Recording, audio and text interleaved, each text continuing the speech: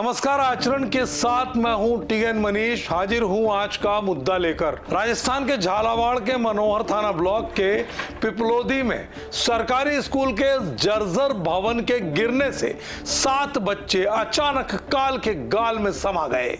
25 जुलाई की इस घटना में 28 बच्चे घायल हुए, जिनमें 9 की हालत गंभीर है। शिक्षा सत्र की शुरुआती महीने के इस बड़े हादसे ने सरकारी स्कूल व्यवस्था पर कई तगड़े सवालिया निशान खड़े कर दिए हैं। एक शोध से पता चलता है कि भारत में लगभग 54,000 सरकारी स्कूल जर्जर हालत में हैं। आज के मुद्दे में हम करेंगे पड़ताल सरकारी स्कूलों के जर्जर भवनों की और आपको बताएंगे देश में राज्यवार हालात क्या है और क्या झालावाड़ के हादसे ने सरकार को जागने का कोई अवसर दिया है।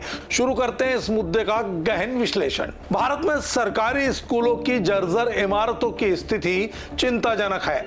हाल के आंकड़ों के अनुसार देश में लगभग 54,000 सरकारी स्कूल ऐसे हैं जिनके भवन जर्जर हालत में हैं। राज्यवार ओडिशा में सबसे अधिक 12,343 स्कूल जर्जर हैं, तो महाराष्ट्र में 8,071, राजस्थान में 2,016 स्कूल जर्जर हैं। कई स्कूल ग्रामीण इलाकों में हैं और जो खंडर होने के बावजूद बच्चों को पढ़ाने के लिए इस्तेमाल हो रहे हैं, उनकी सुरक्षा के लिए ये बड़ा खतरा है।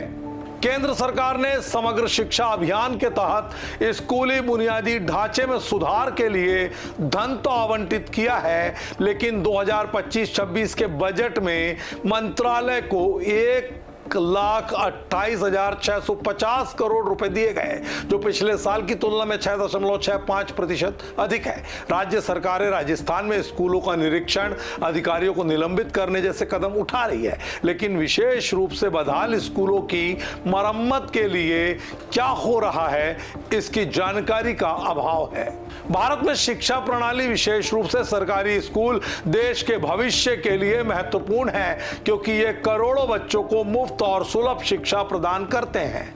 हालांकि कई स्कूलों की जर्जर इमारतें बच्चों की सुरक्षा के लिए खतरा पैदा करती हैं। हाल के वर्षों में स्कूल इमारतों के ढहने की घटनाओं ने इस मुद्दे को उजागर किया है, खास तौर पर ग्रामीण और आर्थिक रूप से कमजोर इलाकों में। ताजा आंकड़ों के मुताबिक भारत में लगभग 54,000 सरकारी स्कूल बदहाल अवस्था में हैं, जो बच्चों की जान को खतरे में डालते हैं। जर्जर स्कूलों की 25 जुलाई 2025 की जमीनी रिपोर्ट जो है वो राज्यवार आंकड़ों का आईना इस प्रकार दिखा रही है। ओडिशा में 12,343 स्कूल, महाराष्ट्र में 8,071 स्कूल, पश्चिम बंगाल में 4,269 स्कूल, गुजरात में 3,857 स्कूल, आंध्र प्रदेश में 2,789 स्कूल, मध्य प्रदेश में 2,659 स्कूल, उत्तर प्रदेश में 2,258 और राजस्थान में 2,061 सरकारी स्कूलों की इमारतें जर्जर अवस्था में हैं। इन राज्यों में बीते वर्षों में जर्जर स्कूलों को ध्वस्त करने और नए स्कूल भवन बनाने की पहल की गई, जिसमें कॉर्पोरेट सोशल रिस्पॉन्सिबिलिटी यानी CSR फंड का उपयोग किया गया है। नमूने के तौर पर कर्नाटक में 413 कक्षा कक्षों की मरम्मत के लिए CSR फंड की मांग सरकार ने कॉर्पोरेट घरानों से की है। शिक्षा विशेषज्ञों का मानना है कि समग्र शिक्षा अभियान के तहत बुनियादी ढांचे के विकास पर ध्यान दिया जा रहा है, लेकिन इसे और तेजी से लागू करने की जरूरत है। उनका सुझाव है कि सरकार को हर राज्य में स्कूलों की स्थिति का व्यापक सर्वेक्षण करवाना चाहिए और तत्काल कार्रवाई होनी चाहिए। साथ ही बदहाल स्कूलों को तत्काल बंद कर दिया जाना चाहिए, उन्हें खंडर घोषित करके उपयोग से बाहर लाना चाहिए और बच्चों को सुरक्षित स्थानों पर शिक्षा जारी रखने की व्यवस्था वैकल्पिक तौर पर सरकार दे, ये उसकी जिम्मेदारी है।